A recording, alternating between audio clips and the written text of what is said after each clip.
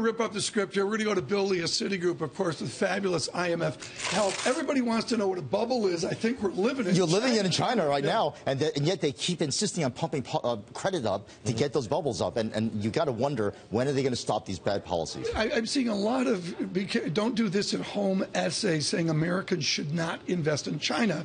I'll let Tobias Lefkovich answer that for your combine.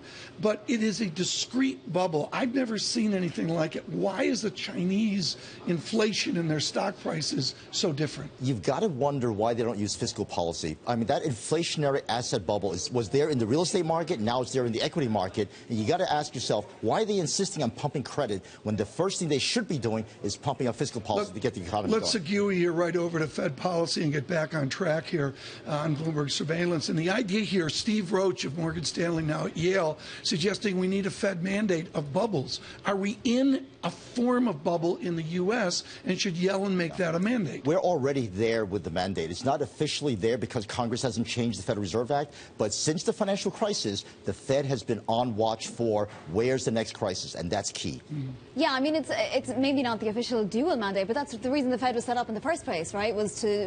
Long-term interest rates. The level of long-term interest rates was put in there because the financial markets really matter. And what we don't know is how much have the financial markets lost their capacity to make liquidity, make markets. This has been an ongoing theme in surveillance. Does the Fed know enough about the financial markets to get its job done?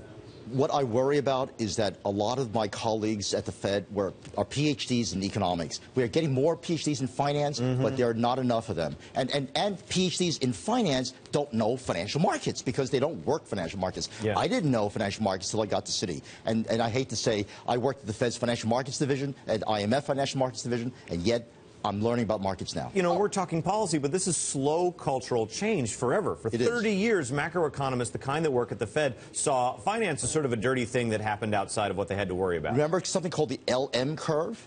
It's demand for money and money supply. The BB curve, the bond market curve, was the residual out of the picture. Excuse me, are we allowed to talk ISM theory on Wednesdays? If anyone is allowed to do it, I actually... I got enough gray hair to qualify. Bill, by the way, normally it's Tom who first says ISLM on any given surveillance. Folks, in the control room, stay with us. And for those of you worldwide, it's time for a Bill Lee Nerd Fest. Paul Krugman suggests we need to go back to Hicks and our simplistic models of the real economy on the IS curve versus the funny games on the LM banking curve. Does Professor Krugman have a point that we need to think simpler?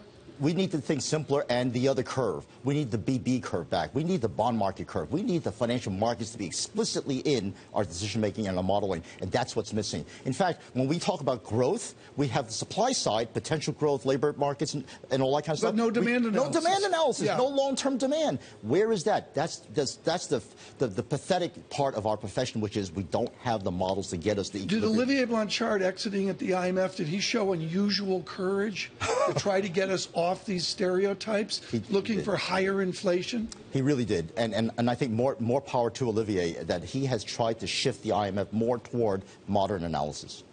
If we accept your premise that Federal Reserve officials don't understand financial markets, or not enough of them do, then what are they getting wrong? I think they don't appreciate how the guts and the plumbing of the financial markets may make it almost impossible for them to effect the slow and gradual increases. So it may be slow and gradual, but more volatile. Some kind of turmoil when the Fed does eventually begin to raise rates. Think about taper tantrum. That was just on the whiff of slowing down purchases, not even tightening. But Vonnie nails this. An exogenous shock is what happens when you get into these tensions and these potential jump conditions. What's the exogenous shock that keeps city economics up at night? What I worry about is that when we effect that slow and gradual increase, and it will be slow and gradual on the Fed funds rate, will the corporate bond market react in a slow, gradual way? The answer is no. They'll act like animals and do what they always do, which is all go over the cliff at once. And before the crisis, those animal reactions were with a capacity that's 3 times what we have now for making markets. I got a 5-minute major minor there for ripping up the script 3 times in one block. It's your fault. Bill Lee with us. Go, Vonnie, get one more question in here. When is the first rate raise then? Good. I think it's still September, and because I think the data flow is strong enough to support it. I was December, and I shifted because the data flow is strong. We're going to have a Bill Lee, Ellen Zentner smackdown here in a couple of weeks on the Fed call. And so that was maybe the best rip up the script block we've had like in months and weeks. That was fabulous.